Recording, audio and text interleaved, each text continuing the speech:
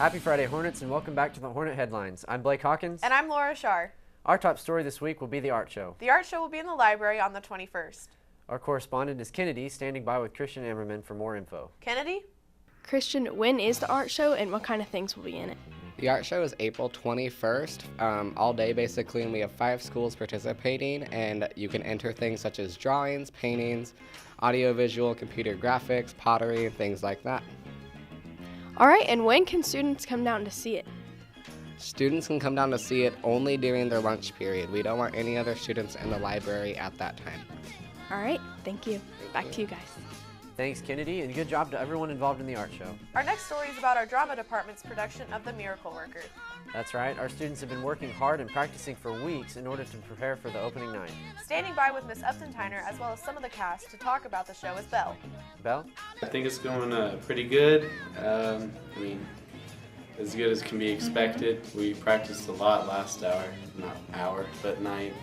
And we have it every night until the show this Friday and Saturday. So pretty excited. I'm a little bit nervous, I guess. I mean, I'm not that nervous, but jittery, that's the word. Yeah. So the play is this weekend. Practices have been going really well. They're very intense. It's an intense show, but it's also full of love and laughter, and it's been a lot of fun. There's actually a food fight in it, so if that interests you. A couple. And last night I had a bit of my hair ripped out. Thanks, Caitlin Showalter. And it's going to be a great show, so we'd love for you guys to come out. Practices have been steadily getting better every time we do them, especially now that we're including props and we've gotten rid of our scripts. Food is flying literally everywhere. It's a great time. A lot of the scenes are, like she said, really intense, but a lot of them are really heartwarming and some of them are even funny.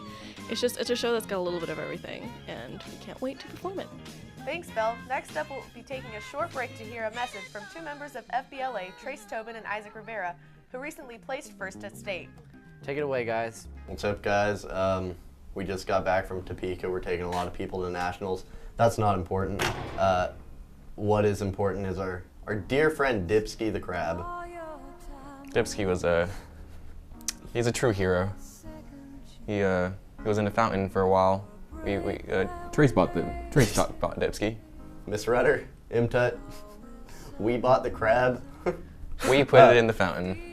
Basically at FBLA there was just a crab running around in a hotel fountain and no one knew who did it, but it was Valley Center. It was Valley Center. We bought it at an Asian market and the hotel took it out and cooked it.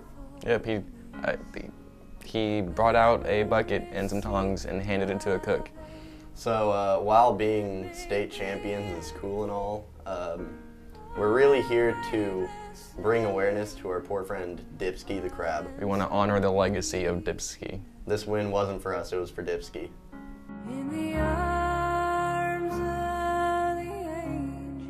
Thanks, guys, and congrats and good luck to nationals. Now let's send it to Chase and Bailey with sports. Welcome back to the Sports Report. I'm Bailey Burns. And I'm Chase Ramirez. How about those Final Four picks, Bailey? Moving on. Today, baseball, softball, and track are all in action. That's right. The weather has cleared up, and our athletes are excited to get going. Let's check with some spring sporters and see how the weather has affected their training. All right, I think weather has affected track because we don't get to practice outside as much as we would like to also. When we do practice outside, it was rainy. We were walking in puddles of rain, so that was not very fun to practice in the rain. I hope the weather does get better because practicing outside kind of sucks. The weather has really just kind of been crappy lately. It's been hard to go outside and the field not be soaking wet. It doesn't really give you a true read on like the ground balls and stuff, and you're slipping all over the place, not getting good reads and good steps on the ball because you're just trying to stay on your feet. It's been hard to deal with, but at the same time, like, you're going to have bad weather in games, so it helps us prepare for like the worst. And if we can field stuff in that, then we should be able to field it on regular conditions. The rain has affected us because we can't get outside, so we have to practice with these squishy balls. And it's not the same as a softball, and our practices are a lot shorter inside because we're limited to things we can do.